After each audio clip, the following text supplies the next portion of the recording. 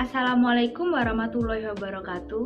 Halo semuanya, perkenalkan kami dari Kelompok 1 Psikologi Kesehatan S1 Gizi 2020A Universitas Negeri Surabaya. Perkenalkan, nama saya Farah Andini dengan NIM 007. Perkenalkan, nama saya Ummul Khotimah NIM 028. Perkenalkan, saya Enggarnis Yaningrum NIM 003. Perkenalkan, saya Dita Utranisa Wifa NIM 037. Jadi, saya akan menjelaskan mengenai pengertian tentang stres. Mungkin sebagian orang bertanya-tanya, sebenarnya apa sih stres itu?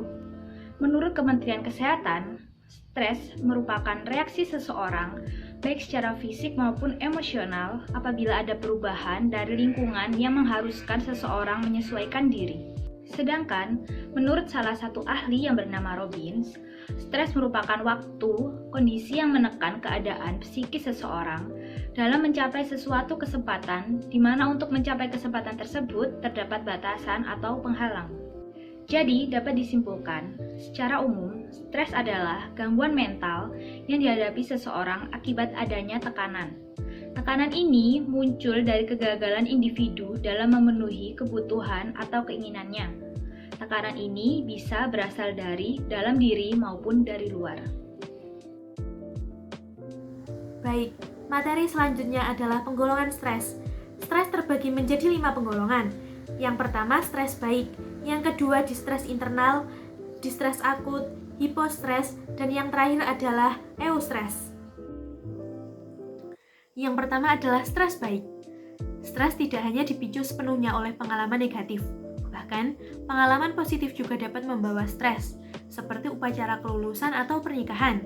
Namun, tipe stres seperti ini dalam dosis kecil sebenarnya baik untuk sistem imun kita. Selain itu, tipe stres ini juga dapat membuat banyak orang lebih mudah untuk menciptakan tujuan dan menikmati proses mencapainya dengan penuh emosi. Yang kedua adalah distres internal. Distres merupakan tipe stres negatif hasil dari pengalaman buruk, ancaman, atau perubahan situasi yang tidak terduga dan tidak nyaman. Distres internal ini adalah tipe stres yang buruk. Pada dasarnya, tubuh kita menginginkan rasa aman sehingga apabila rasa tersebut terusik, tubuh pun mengalami distres. Yang ketiga adalah distres akut. Distres akut terjadi ketika seseorang mengalami distres yang dipicu oleh peristiwa buruk yang berlalu dengan cepat. Sementara stres kronik terjadi ketika seseorang harus menahan stres dalam waktu yang lama. Kedua tipe stres tersebut, distres internal dan distres akut, akan memicu timbulnya hiperstres. Yang keempat adalah hipostres. Hipostres merupakan ketidakadaan stres, tetapi bisa juga diartikan kebosanan yang ekstrim. Seseorang yang mengalami hipostres mungkin merasa tidak tertantang, tidak memiliki motivasi untuk melakukan apapun. Hipostres dapat memicu perasaan depresi dan kesia-siaan. Dan yang terakhir adalah eustres. Eustres merupakan stres yang sangat berguna lantaran dapat membuat tubuh menjadi lebih waspada. Eustres membuat tubuh dan pikiran menjadi siap untuk menghadapi banyak tantangan, bahkan bisa tanpa disadari. Tipe stres ini dapat membantu memberi kekuatan dan menentukan keputusan, contohnya menemukan solusi untuk masalah. Faktor penyebab stres. Stres sebenarnya merupakan kondisi yang baik, karena stres bisa membantu seorang menyadari situasi atau kondisi yang berbahaya, sehingga bisa keluar dari situasi atau kondisi tersebut. Pada saat stres, tubuh kita secara alami akan mengeluarkan hormon kortisol dan adrenalin. Faktor-faktor dalam kehidupan manusia yang bisa menyebabkan respons stres disebut juga stresor. Stresor bisa berasal dari berbagai macam sumber, baik dari kondisi fisik, psikologis, maupun lingkungan sosial. Tak hanya itu, stresor juga berasal dari situasi kerja, rumah, maupun lingkungan luar. Istilah stresor pertama kali dikenalkan oleh Selye pada tahun 2002. Menurut Lazarus dan Folkman, stresor dapat berwujud fisik seperti polusi udara dan dapat pula berasal dari lingkungan sekitar yang berwujud interaksi sosial. Selain itu, pikiran individu yang berlebihan, baik yang nyata maupun imajinasi, juga bisa menjadi stresor.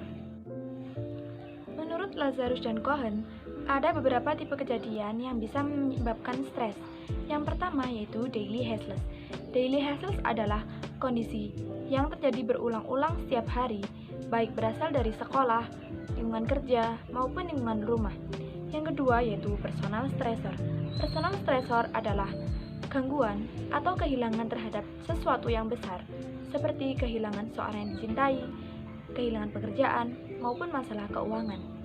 Tak hanya dua faktor tersebut, faktor usia juga merupakan salah satu faktor penting dari penyebab stres. Karena semakin bertambahnya usia, semakin pula tubuh seseorang mengalami berbagai kemunduran, seperti kemunduran dalam melihat, kemunduran dalam berpikir, kemunduran dalam mengingat, dan kemunduran dalam mendengar. Selanjutnya, masih ada beberapa kejadian yang bisa menjadi penyebab stres, seperti gaya hidup, kondisi fisik, kurangnya dukungan dari lingkungan sosial, dan tipe kepribadian tertentu. Selanjutnya yaitu cara mengatasi stres. Berdasarkan referensi dari Kementerian Kesehatan Republik Indonesia, terdapat beberapa cara untuk mengatasi stres dan mencapai jiwa yang sehat serta mempertahankan kesehatan jiwa. Yang pertama, bicarakan keluhan dengan seseorang yang dapat dipercaya. Kita tidak harus menghadapi segala sesuatu sendiri. Berbicaralah dengan orang yang kita percaya dan mencari pendengar yang baik. Yang kedua, melakukan kegiatan yang sesuai dengan minat dan kemampuan, seperti melakukan atau mengembangkan hobi yang bermanfaat. Yang ketiga yaitu meningkatkan ibadah dan mendekatkan diri pada Tuhan. Yang keempat yaitu bernapas dengan pelan dan panjang. Tindakan sederhana ini mampu untuk membantu kita untuk mengurangi atau menurunkan tingkat kecemasan. Yang kelima yaitu berpikir positif. Berpikir positif itu akan memunculkan energi positif pula pada diri, sehingga mampu untuk membantu kita menenangkan diri ketika sedang mengalami stres. Selanjutnya yaitu tenangkan pikiran dengan relaksasi. Luangkan waktu kita untuk bersantai, misal berjalan-jalan di luar, mendengarkan musik, berlatih yoga, dan bermain dengan hewan peliharaan. Yang terakhir yaitu jagalah kesehatan dengan olahraga atau aktivitas fisik secara teratur, tidur cukup, makan makanan bergizi seimbang, serta terapkan perilaku bersih dan sehat. Tidur cukup, ini dapat membantu untuk beristirahat dengan baik dan membuat tubuh dan pikiran kita segar kembali saat terbangun. Kemudian makan makanan bergizi seimbang. Tubuh membutuhkan gizi atau energi yang baik untuk mengatasi stres. Namun, ada beberapa hal yang harus dihindari ketika sedang mengalami stres, seperti mengonsumsi kafein dan produk gula tinggi secara berlebihan, makan tidak teratur, kemudian jauhi alkohol dan narkoba. Hal ini dapat membuat rasa ketergantungan dan membuat stres yang lebih berat dan berkepanjangan. Jadi, sekian materi yang telah kami sampaikan. Semoga materi ini dapat menambah wawasan Dan bermanfaat bagi kita semua. Apabila ada salah kata, Kami mohon maaf. Terima kasih. Wassalamualaikum warahmatullahi wabarakatuh.